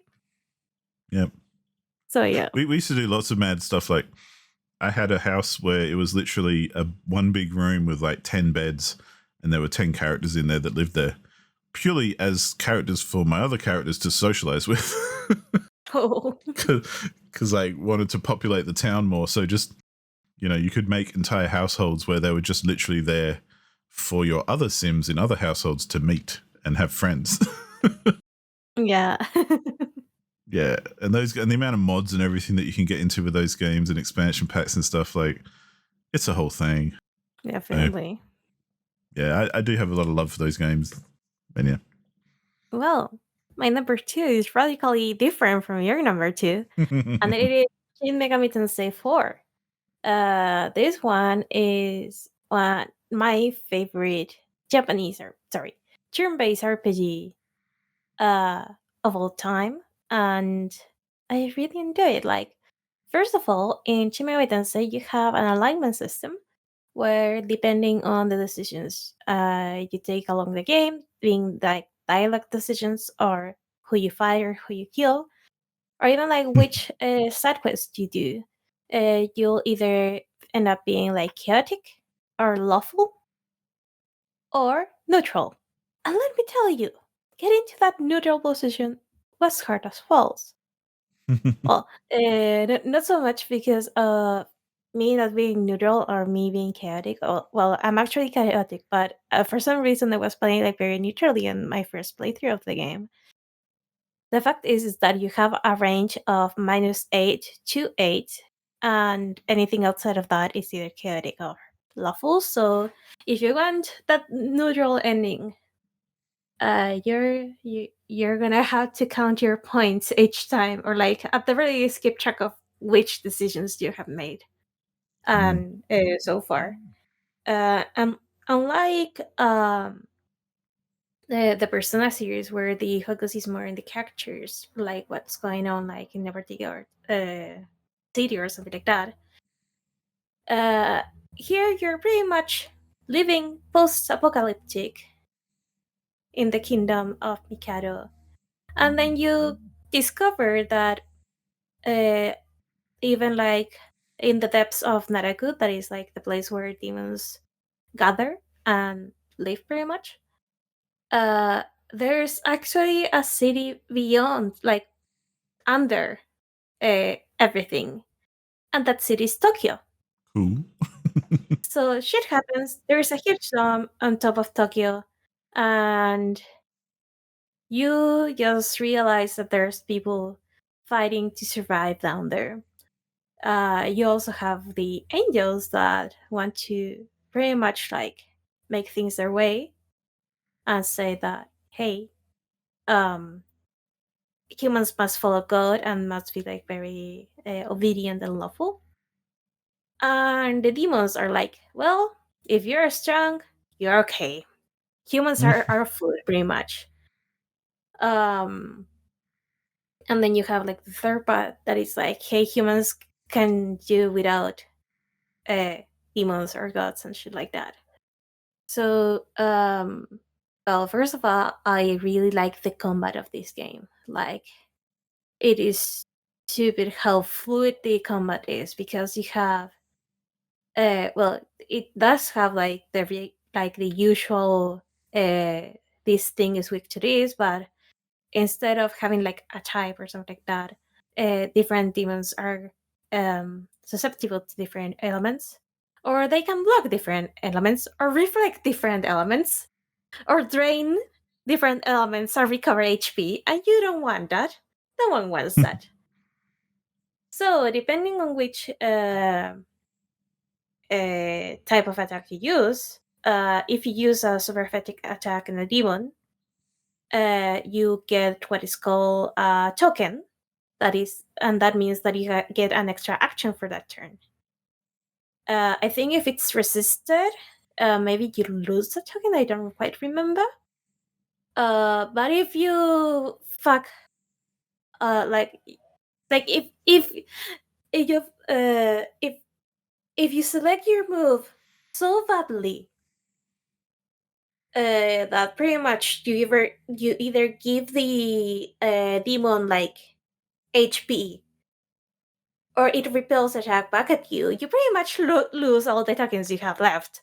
So that's Nice. not fun.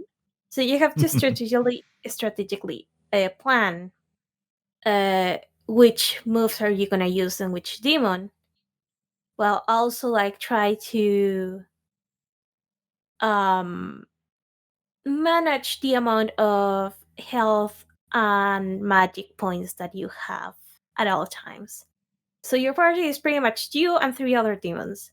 And the three other demons, unlike some other RPGs where you have like the one demon and like you replace them as time goes on, or like level up and stuff like that, you fuse them.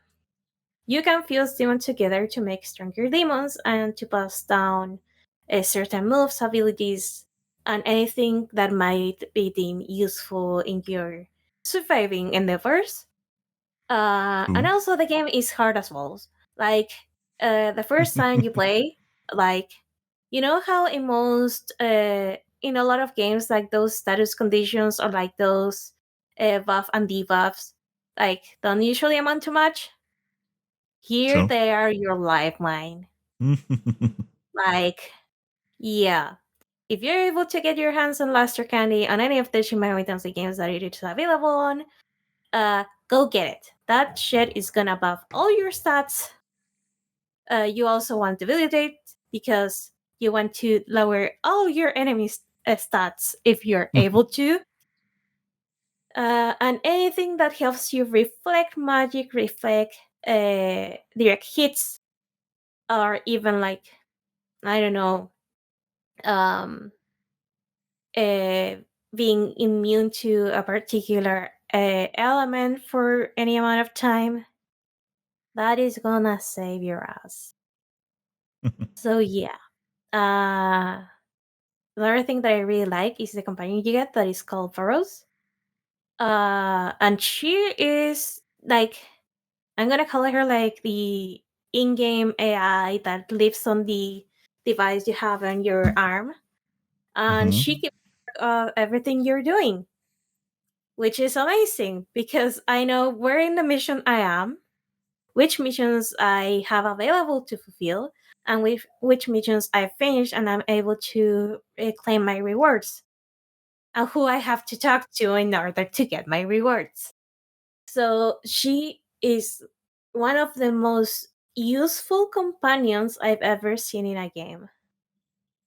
And she's kind of sassy too. Like the way like the some of the entries are written is kind of funny. Um. So yeah, I really like this game. I do recommend everyone who is even remotely interested in the world of turn-based RPGs to play it. Do not expect anything like anything like Persona, because the focus isn't the characters; it's more like the ideologies that are around the world, and you pretty much talk to different people with different ideologies. And then you have to make your own decisions and see where that leads you. So yeah. Nice. It's so funny. Like, I have no interest in that game. But anyway. Yeah, it doesn't sound like your kind of game, not gonna lie. Turn-based JRPGs are just like, I can see why people like them, but I just never got into them. Yeah. Which, that's the way it is. It is what it is. Number 1. So yeah, I kind of noticed that the more we get into this list, things get a little bit darker. But anyway, um, my favorite game of all time, uncontested to this date, ever since I played it, is The Legend of Zelda: Majora's Mask. Nice. Because, okay, I'm not gonna say fuck everyone who says that Ocarina of Time is the best game ever created by humankind or anything, but I'm gonna judge you. Because Majora's Mask does everything Ocarina of Time does, but better. Mm-hmm. It even if it shares a lot of the same assets because of the development cycle that it had like about a year to develop the whole game. Even if it's not a more traditional Zelda game where you have to, well, save Hyrule and save Zelda, you are in Termina. You have 3 days to save the world of the impending the impending doom that is the moon with a face that is staring down at you, and it's gonna fall in 3 days. Don't worry, it is gonna. Um, but also you have the power over time.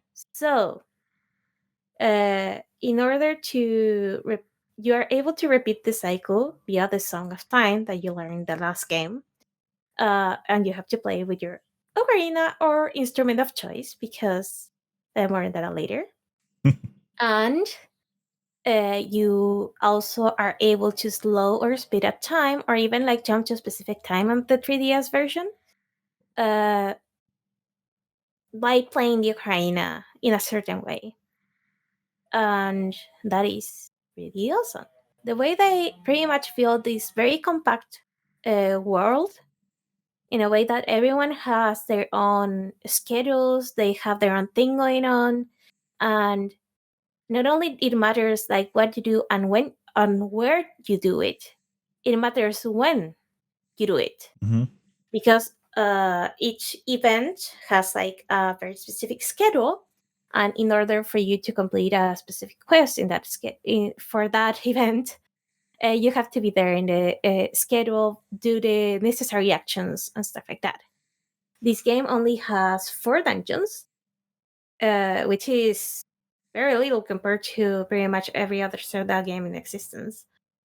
Uh, and each dungeon is like in a cardinal direction. Not only that, but I learned recently that the bosses of the dungeons are based on a specific action. So Ottawa, which is like the first one, dances around, and you have to defeat it while it's dancing by certain actions. You have, I forgot what the mechanical bull is called, but his action is running. So you pretty much have to catch up to him in order to defeat it. And then you Mm-hmm. have George. I don't know how to pronounce it. I'm just gonna call him George, which is a fish. So his action is swimming. Cool. And then you have Twimold, which I don't know what action it represents, but anyway. In this game, since you only have access to 4 full heart updates in terms of health, the rest of them you have to get through side quests. And not only you can get hearts, you can get mask. So in Majora's Mask, you have to recover First of all, Link was doing his own thing. This school kid with a mask jumped at him, stole his horse, stole his ocarina, and by following the darn thing, he ended up in Termina because he's in Wonderland, a sequence of being transported to another world because he was following something like a rabbit. Um, since he runs into the happy mask salesman who says, "I'm gonna return you to your phone because at that time, um, Link has become Link was transformed into a Deku scrap, so he cannot do shit. So he needs to recover the ocarina and the mask for the happy mask salesman to pretty much turn him back into a human. Right. Um, it's very convoluted. In the end of the day, you are able like to turn into different creatures or like gain different abilities by wearing mask. You can become a Deku Scrub and pretty much jump on poisonous water and have a set of abilities that are from the Deku Scrubs by using the Deku Scrub mask. You can swim freely underwater with the Sora mask, and you hit like a tank and get to like a very high rolling speed as a Goron. Mhm. Each of them has like a different dungeon attached to said mask and said abilities, which is very smartly done. But the heart of this thing is the side quest. The people who live in the land of Termina that are pretty much confronted by the fact that they are gonna die in 3 fucking days. So there's different quests from helping a grandma who's about to get jumped by a thief. And if you help her, you get the bomb mask, and you're able to bomb things without having a bomb. You just make your face explode because why not? Um, you can even like go to, for example, uh, Romani Ranch, where there's pretty much an alien invasion incoming. Cool. Uh, if those are not aliens, I don't know what the fuck they are, but they're here for the cows, and they are very much about to brainwash like the little girl that lives there.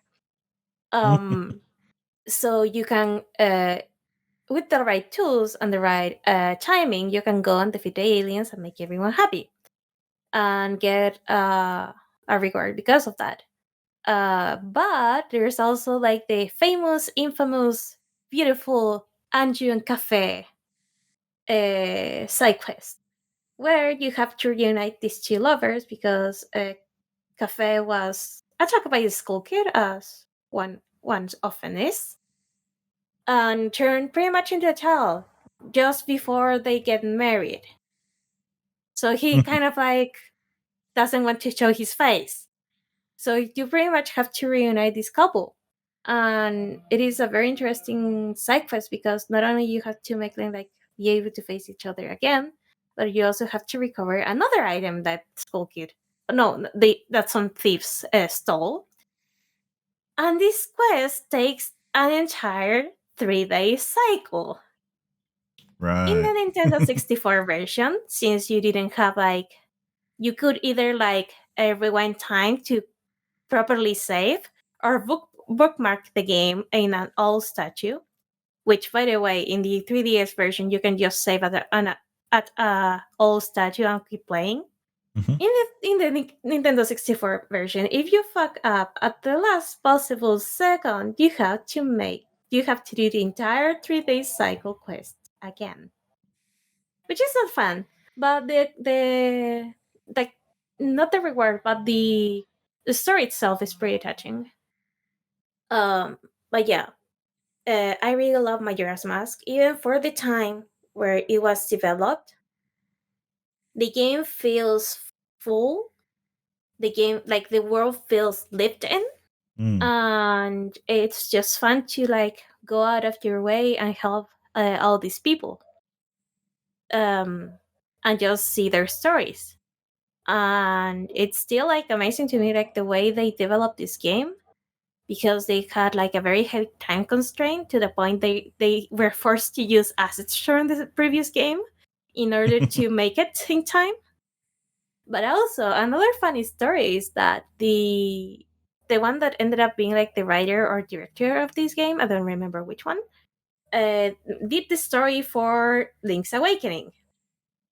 Was it Miyazaki or Onuma? I don't remember, but the guy in charge at that time of the Zelda series said, "Hey, do not touch the main Zelda story ever again, because this just turned out weird."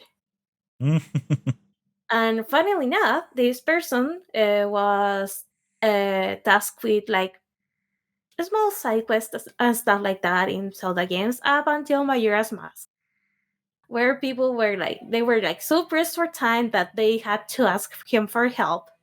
And he was like in a personal project at the time that had like this 3 day cycle and had like all these ideas. So he ended up cutting that one and putting all his ideas on Majora's Mask, and that's why it ended up weird and marvelous. So yeah, best game of all time for me. I like that. This bit's frustrating. This bit's but best game ever. Yeah, I mean that one is the one side quest that is frustrating, but everything else about it, I love it. Yeah, no, I get it. I get it. That's the way it goes. My number one will probably not take very long to talk about at all. I'm because no, it's good. But I mean, it's Doom. So Original Doom. original Doom, the first Doom, the first incarnation, everything. I mean, the series really, and Quake if I want to get particular, but Doom is the one that, you know, this is to me a perfect game, and that's me. I'm not really going to talk about the game very much because everyone knows Doom. It's Doom, but and it is a perfect game in my mind, and it's just about having a fun time, and it's fast, and it's creative, and it's violent, and it's got like demons and shit that you kill. I mean, what's not to love? But I love the whole concept of humans tapping into hell to mine it for resources, but that kind of fucks up, so demons take over the world. You know, what a great concept. And it's just so much fun, and it's so cool. And I remember being a kid and playing this, and it kind of solidified my love of video games. Even though I'd been playing video games a long time before Doom, this was the one that made me just go, oh my God, this is the best thing ever. It's the first game where I got into like modding as well. Like I made maps for Doom and everything with my friends. It's the first game I probably played multiplayer on because I played multiplayer Doom, or maybe that was Doom 2, I can't remember. But one of them I used to play a lot of multiplayer dial-up fashion back in the day. I used to hang out with friends and play it, and kind of, you know, we'd all get really excited about, you know, basically the violence, which I know sounds really bad, but when you're a kid and something's like complete, for me, anything that was like completely out there and just things I'd never seen before, I was like, oh my God, this is the coolest thing ever. Like, I can't believe they did that. Or, Yeah. you know, and I'm a very, you know, I'm very much a pacifist and not a violent person at all. But if this list of games has taught me anything, it's taught me that I really like dark, violent games. So, yeah, maybe that says something, I don't know, but it's complete opposite to my personality, so maybe that's why it's interesting to me, because it's not something I connect with at all. It's just completely out there, and I'm like, wow, this is cool. So, and I think Doom kind of sums that up as well, because it's ridiculous, it's over the top, it's like just everything. I remember watching John Romero, who's one of the original creators of Doom. I remember watching him do a live stream once because it was like the anniversary, and he was playing people's mods of Doom, just to see what people had made. And he kept saying how the whole point of Doom is that it's meant to be fun and awesome, and don't take it too seriously.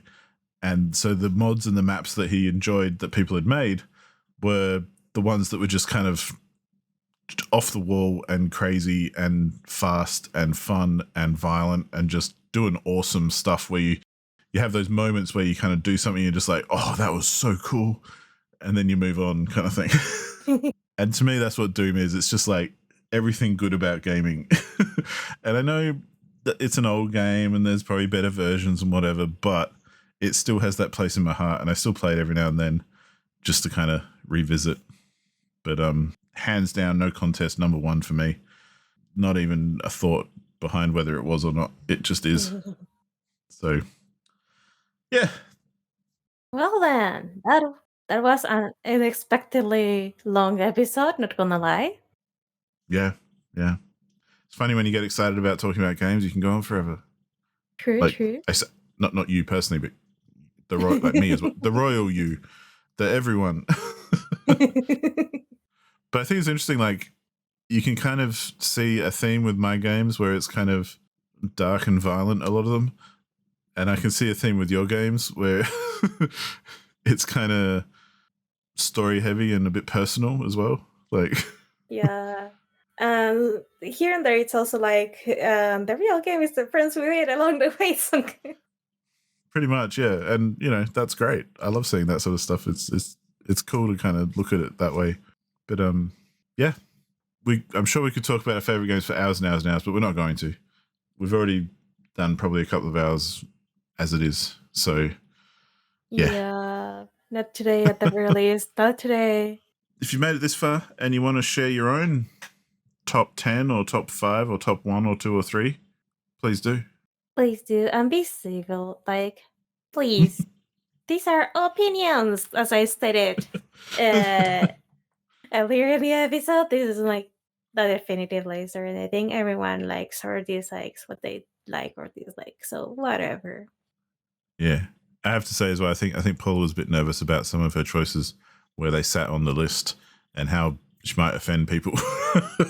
True. I ended up just following my heart. So yeah, Color be Alex is better than Persona 4. Fuck it. Yeah. But it doesn't matter because it's just our opinion. Like, who cares? Yeah, definitely. So well then, thank you for listening to another episode of the HLTB podcast. Again, share your thoughts in the comments about either the games we talk about or the games you really like. And while you're there, please press the like button and subscribe because okay, I'll just stop. Well Hooray. then, bye bye. Adios, everybody.